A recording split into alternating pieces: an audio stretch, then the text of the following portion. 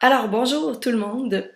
Aujourd'hui, je suis très heureuse de faire une entrevue avec une femme que j'ai découverte un peu par hasard sur Internet. Je suis très heureuse de vous la présenter. Elle s'appelle Maya Brani. Maya est une écrivaine, une journaliste et une photographe. Je laisse se présenter à vous pour découvrir pourquoi en fait j'ai eu envie de l'interviewer.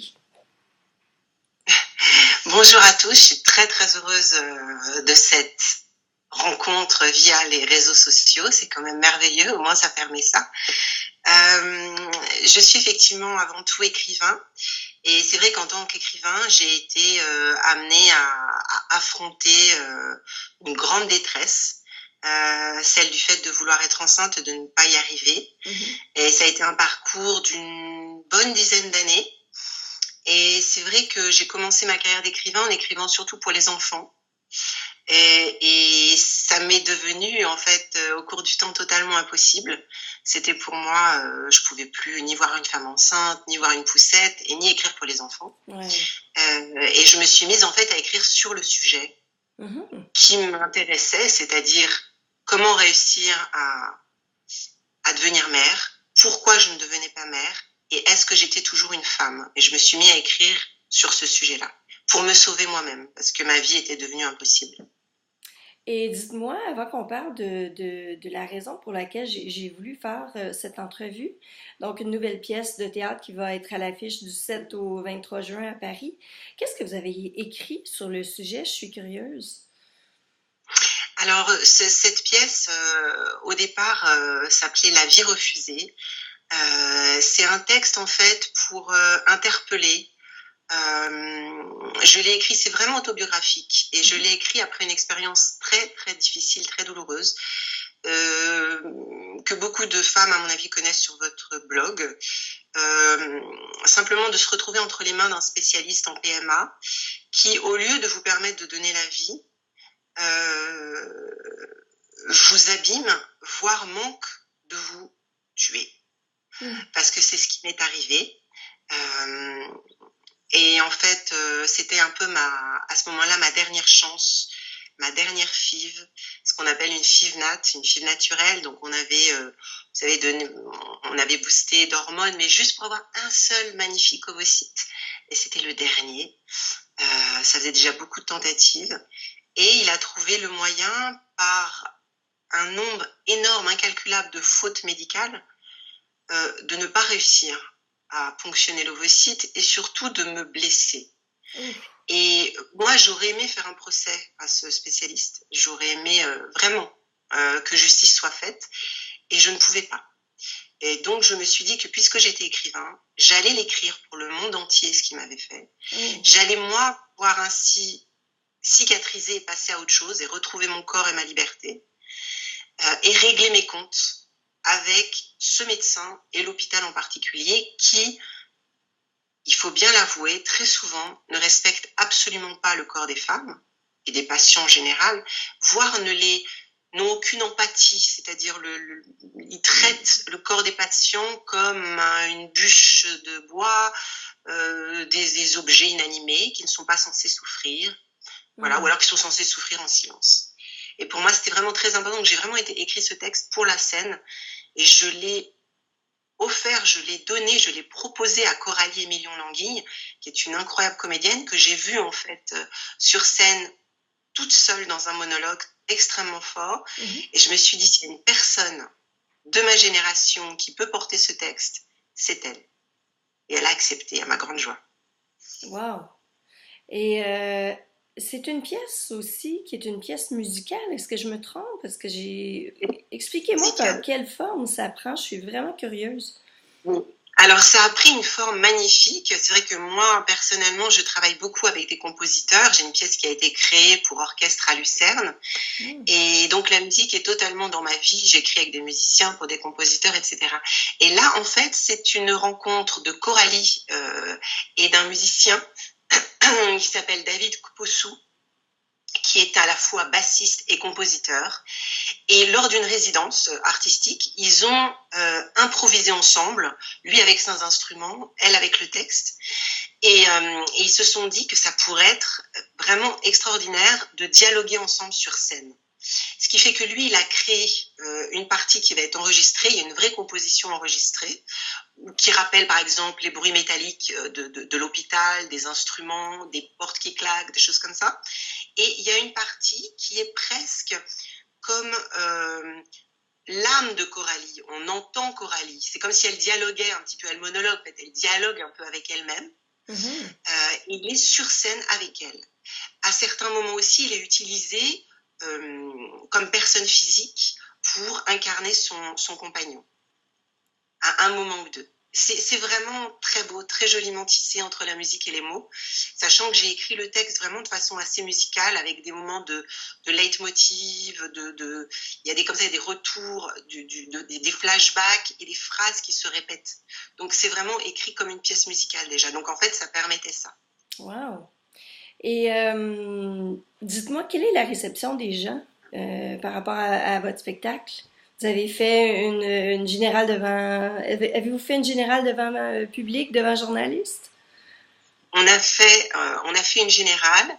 Le public a très très bien accueilli, hommes et femmes. Oui. Et je crois qu'avec tout ce qui se passe en ce moment dans le monde, et notamment en tout cas en France depuis le début de l'année, autour des violences obstétricales, je pense que la pièce arrive au bon moment. Parce que moi, j'ai écrit ce texte en 2012. Oui. Et il a été créé une première fois à New York en 2015, Ah ouais. grâce à Eve Ensler pour son jour du V-Day. Et j'attendais vraiment qu'on trouve le bon moment pour la créer en France. Et j'espère donc que les médias vont suivre. Etc. Je pense que les gens sont prêts. Ouais. Et on parle maintenant, effectivement, c'est extrêmement tabou. Hein. Moi, ça fait des années que j'écris sur la question de la PMA, de l'infertilité. Ouais. Et je vois à quel point il m'a été extrêmement difficile de trouver des éditeurs, de trouver des médias, de trouver, vous le savez bien que moi. Et on finit par faire les choses par soi-même, en fait. Oui, exactement. Mais je crois que j'espère que le timing est bon et que, vu les échos, en tout cas à la fois des hommes et des femmes, je pense qu'il va peut-être pouvoir se passer quelque chose de très beau autour de cette pièce. Bah déjà, grâce à vous, on est déjà au Québec. Ouais, c'est ça. J'ai une question un peu plus personnelle à vous poser. Vous m'avez dit en pré-entrevue que vous aviez réussi à finalement devenir maman. Je veux savoir, est-ce qu'on reste, même si on devient maman après tout ça, est-ce qu'on reste une femme infertile quelque part en soi? Est-ce que cette femme-là a encore une place en vous ou est-ce qu'on reste marqué d'une cicatrice? C'est une très belle question. Je crois que je reste d'une certaine façon infertile. C'est-à-dire que j'ai la chance d'être mère et quand je vois ma fille de 2 ans et demi, j'ai du mal à y croire, je vais vous dire. Oui. J'ai du mal à y croire. Quand j'étais enceinte, même de 5 mois ou de 6 mois, je me levais le matin, je touchais mon ventre, allongé le matin, et j'avais peur que mon ventre ait disparu. Et je me souviens très bien de ça. Et je n'ai absolument pas oublié. C'est pas une cicatrice, je dirais, parce que je crois que si je n'avais pas été infertile, si je n'avais pas eu ce combat, je ne serais absolument pas celle que je suis aujourd'hui. Et je n'aurais pas conscience de l'immense chance que c'est que d'être mère, mais je n'aurais peut-être pas aussi trouvé cette force en moi de me dire que si jamais la maternité n'était pas pour moi, de toute façon, j'étais une femme. Et j'allais quand même survivre. Et je crois que ce parcours-là, je l'ai fait comme toutes les femmes infertiles, comme vous l'expliquez dans votre blog au quotidien. Moi, ce que j'ai fait, c'est que j'ai écrit ce livre qui s'appelle L'inhabité, qui est un roman. Je l'ai écrit après 2 ans sans pouvoir écrire, où on n'arrivait pas à diagnostiquer quel était le problème de ma stérilité. Et où j'ai fini par me dire, bon, j'ai essayé tous les régimes, je me connais par cœur, je fais du yoga, etc. Bon, alors peut-être que mon problème est effectivement un trauma, peut-être j'ai un problème psychologique. Et dans ma grande détresse, je ne pouvais plus écrire. Il y avait ce problème du fait que j'avais l'impression, en étant stérile, je ne pouvais plus écrire. J'avais l'impression de m'assécher au niveau créatif. Ah ouais. Le retrouver la création, je me Oui. suis dit un jour, ma mère, c'est très simple, ton couple est en train de battre de l'aile, tu veux un enfant avec cet homme-là, donc tu te reprends tout de suite, tu essayes d'écrire et tu te sauves. Et peut-être qu'en écrivant ce roman, tu vas te remettre à la vie et cet enfant va advenir. Et c'est ce que j'ai fait avec ce roman qui s'appelle Inhabité. Donc juste avant avoir écrit Tout va bien se passer. Mhm. Et étrangement, il a été écrit en 9 mois, ce roman. Ah oui. C'est marrant. Ouais. Et je l'ai terminé. Et je l'ai terminé, je ne suis pas tombée enceinte. Hein, c'est pas du tout arrivé naturellement par miracle. Mais je me suis vraiment dit, Maya, tu vas pouvoir survivre sans avoir d'enfant. Et tu es une femme et tu mérites de vivre. Et tu seras heureuse. Et à ce moment-là, il y a quelque chose en moi qui s'est, comme on dit toujours, on parle de résilience, c'est aussi Ouais. dans la pièce, Ouais. une sorte d'opération qui fait qu'on peut continuer son chemin. Et ça, c'est le plus important. Donc oui, cette part de moi, cette femme qui a combattu pour être mère et qui est d'une certaine façon toujours infertile, car si je voulais un autre enfant maintenant, probablement que je ne pourrais pas. Mhm. Elle est toujours là, elle fait partie de moi et je la chéris. Elle m'a fait grandir. Elle m'a fait être ce que je suis finalement. Sinon, j'aurais été quelqu'un d'autre. C'est vraiment intéressant ce que vous dites. En tout cas, ça amène beaucoup d'espoir. Puis on sent toute la trajectoire que vous avez fait pour, ben, dans le fond, trouver votre identité de femme malgré le fait que vous pouviez pas procréer ou que c'était très, très difficile. Je pense que c'est le chemin que les femmes infertiles doivent parcourir. C'est le chemin le plus difficile de trouver qui on est si on n'est pas une mère, quand on a toujours voulu l'être. Quand on arrive à trouver cette clé-là, ben, ça peut nous mener vers soit une autre vie sans enfant, une vie heureuse, une vie épanouie.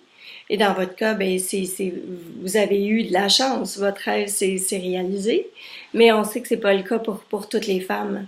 Donc, merci beaucoup pour ce témoignage, cette rencontre. J'aimerais que vous nous donniez tous les détails au sujet de la pièce. Donc, les dates, les heures, où c'est présenté. Je vous écoute. Alors, je vous dis ça. La pièce, c'est donc la première de la pièce, c'est le 7 juin. Elle va se jouer jusqu'au 23, sauf les dimanches. C'est au théâtre de la Reine Blanche à Paris, dans le 18e, pas très loin de la gare du Nord. C'est facile d'y aller à pied. C'est tôt, c'est à 19h.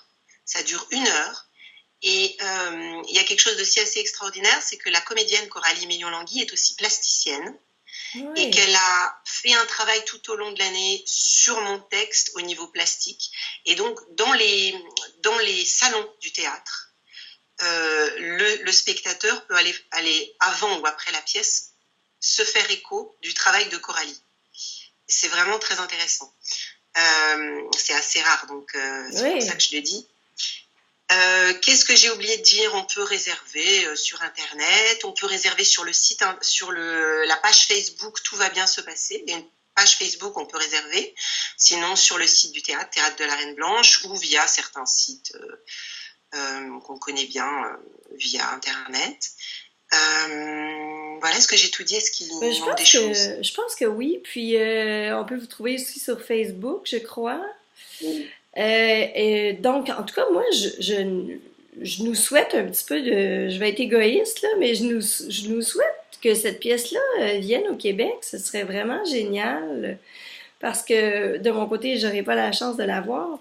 Mais bref, l'ancienne professeure de théâtre que j'étais est vraiment curieuse et invite toutes mes lectrices françaises qui sont pas trop loin de Paris à aller voir cette pièce. Et ben je vous souhaite un mot qu'on souhaite à quelqu'un qui s'apprête à présenter une pièce. Alors merde. Merci. Oh, je crois que je dois pas dire merci normalement. Non. Je dois pas dire merci. Ok, vous l'avez pas dit. Je dis merci. Je dis merci. Non, en fait, je vous remercie pas pour ça. Je vous remercie pour l'interview, pour cette rencontre, et j'espère beaucoup vous voir à Paris le 12 juillet. Oui, pour ma conférence. Donc, pour votre conférence. C'est un grand plaisir de vous parler. Et ben, à bientôt. À très bientôt et bonne chance à toutes et à tous sur ce blog Merci. précieux, hein, un blog précieux et continuez comme ça. Merci. À bientôt. À bientôt.